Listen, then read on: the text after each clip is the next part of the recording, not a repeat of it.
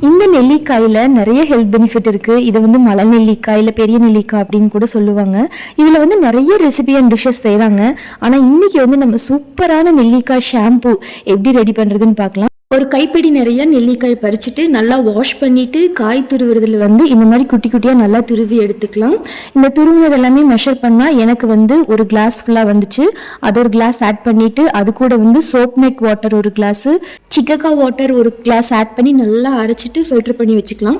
Already இந்த soap net சிக்கக்காய் water ready பண்ணுறதுக்கு நம்ம பயோஎன்சைம் யூஸ் பண்ணனால இதுக்கு வந்து நான் பயோஎன்சைம் யூஸ் பண்ணல. அப்படி உங்ககிட்ட பயோஎன்சைம் இல்லைன்னா 1 வீக் வரைக்கும் ஃப்ரிட்ஜில் வச்சு யூஸ் பண்ணிக்கலாம்.